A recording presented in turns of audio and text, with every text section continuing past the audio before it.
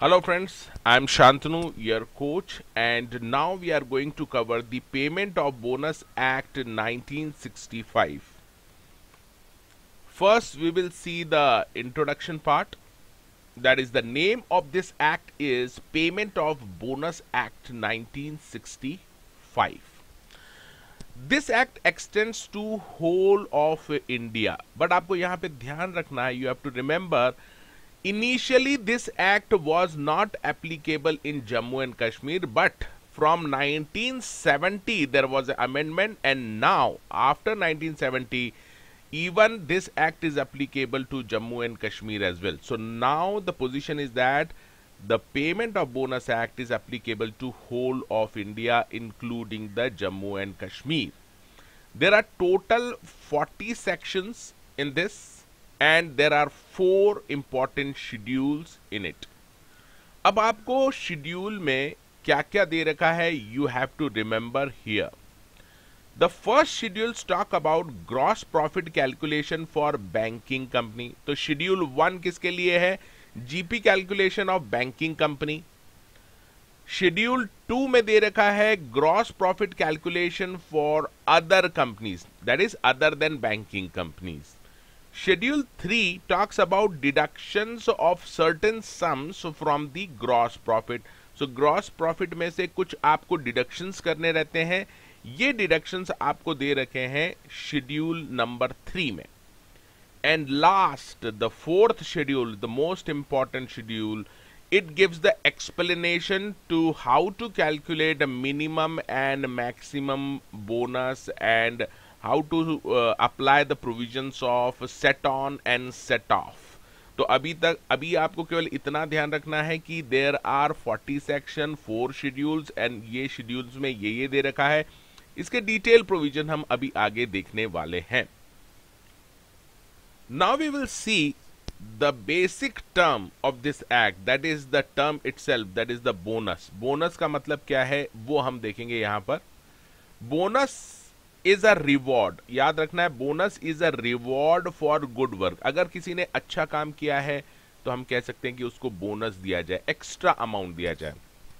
और you can call bonus as a share in the profit of organisation where employee is a working. अब ये bonus को आप और अच्छे से समझ लीजिए एग्जैक्टली ये क्या है. बहुत पहले से, यानी सदियों से ये झगड़ा चला आ रहा है एम्प्लॉयर के बीच और एम्प्लॉयज के बीच. ये झगड़ा इस बात को लेके है कि ये जो एम्प्लॉयज हैं ये दिन रात मेहनत करके काम करते हैं, वर्क करते हैं इस एस्टेब्लिशमेंट के लिए, लेट्स से फैक्ट्री के लिए, और जितना भी प्रॉफिट होता है इस एस्टेब्लिशमेंट का, वो पूरा प्रॉफिट किसके पास चला जाता है?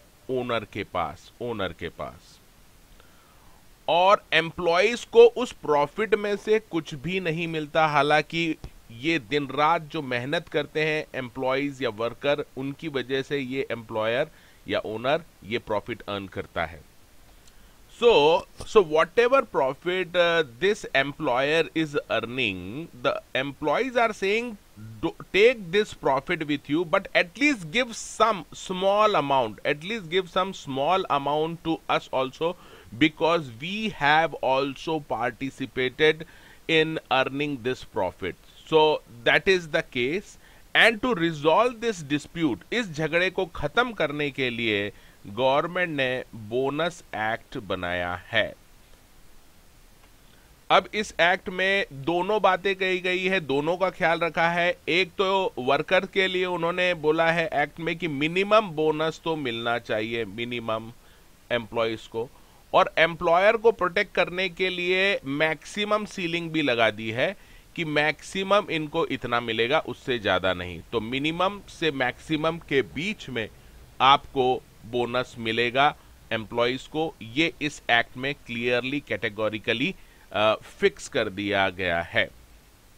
Now look at the object of this act. The object is very simple. The object is to provide the payment of bonus to persons employed in certain establishment and the matters connected therewith. तो अब ये कौन कौन सी establishment पे लगेगा ये हम अभी आगे देख लेते हैं। अब ये जो एक्ट बनाया था, इसका जो ऑब्जेक्ट था, उसी पे लोगों ने क्वेश्चन रेज कर दिए थे कि ये एक्ट क्यों बनाया है। तो सुप्रीम कोर्ट ने एक डिसीजन दिया है जिसके ऊपर भी एग्जाम में क्वेश्चन पूछा जा सकता है। सुप्रीम कोर्ट ने इस डिसीजन में ऑब्जेक्ट ये क्लैरिफाई किया है इस एक्ट का, तो ये भी आपको याद रखना है। Supreme Court in Jalan trading company private limited versus mill Mazdoor Sabha का ये केस था। In this, the Supreme Court stated that the object of this act is to maintain peace and harmony between labor and the capital. तो सबसे main जो इसका काम है, जो झगड़े होते थे एम्प्लॉयर और एम्प्लॉइज के बीच में, उनको रिजॉल्व करके एक शांति का माहौल बनाया जाए, पीस एंड हार्मनी रहे दोनों में, तो काम अच्छे से होगा।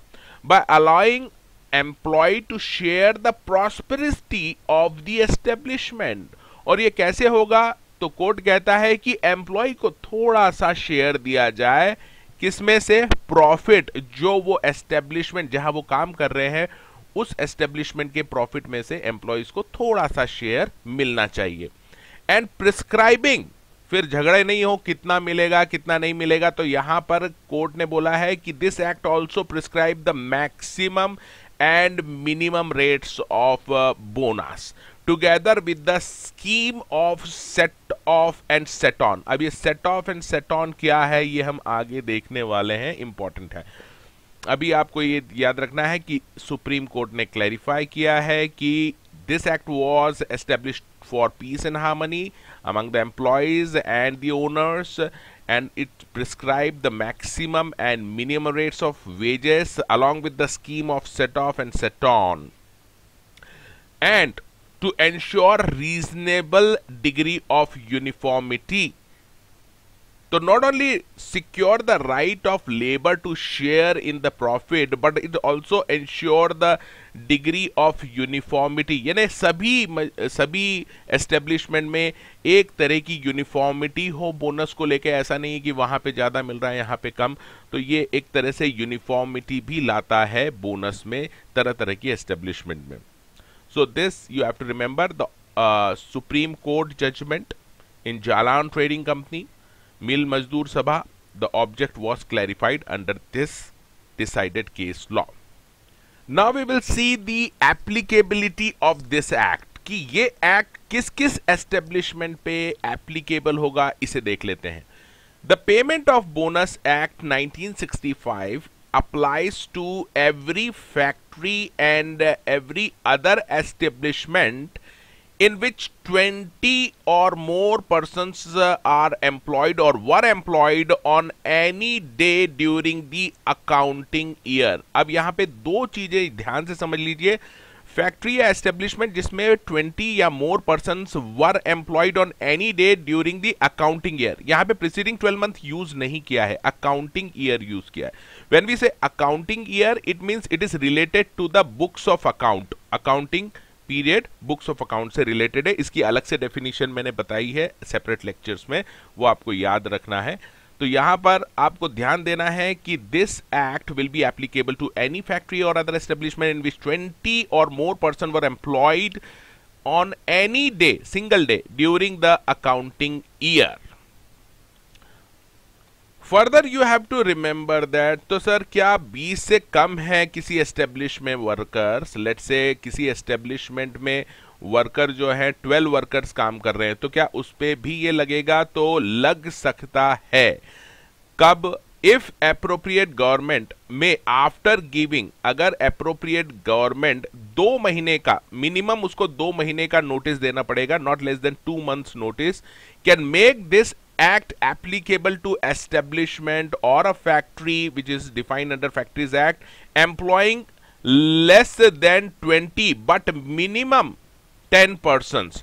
तो अगर ऐसी कोई एस्टेब्लिशमेंट है जिसमें 20 से कम है लेकिन मिनिमम 10 पर्सन्स काम कर रहे हैं, तो ऐसी एस्टेब्लिशमेंट पे भी ये एक्ट एप्लीकेबल हो सकता है अगर एप्रोप्रिएट गवर्नमेंट ने ऐसा नोटिस दिया है। और ये जो नोटिस देगी एप्रोप्रिएट गवर्नमेंट, इसको एटलीस्ट 2 महीने का नोटिस देना पड़ेगा ऐसी एस्टेब्लिशमेंट पे अगर ये एक्ट एप्लीकेबल करना चाहती है एप्रोप्रिएट गवर्नमेंट। तो यहां पर आपको याद रखना है कि 2 महीने का मिनिमम नोटिस देना पड़ेगा ऐसी एस्टेब्लिशमेंट को अगर गवर्नमेंट इसके ऊपर अप्लाई करना चाहती है, और नंबर ऑफ वर्कर एटलीस्ट 10 होने चाहिए। इसका मतलब अगर नंबर ऑफ वर्कर्स 9 है, लेट्स से यानी 10 से कम है, तो एप्रोप्रिएट गवर्नमेंट भी इस एक्ट को ऐसी एस्टेब्लिशमेंट पे अप्लाई नहीं करवा सकती।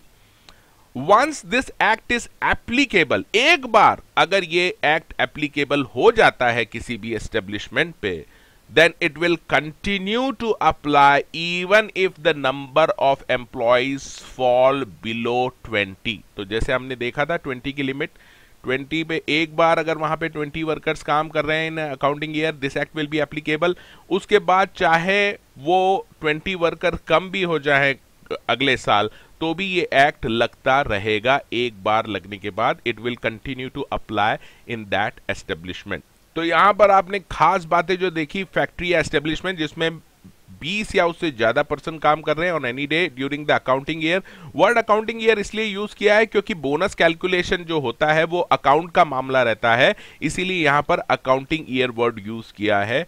एंड बाद में आपको ये याद रखना है कि इवन 20 से कम है और मिनिमम 10 है, तो वहां पर भी ये एक्ट एप्रोप्रिएट गवर्नमेंट अप्लाई करवा सकती है 2 महीने का नोटिस देने के बाद।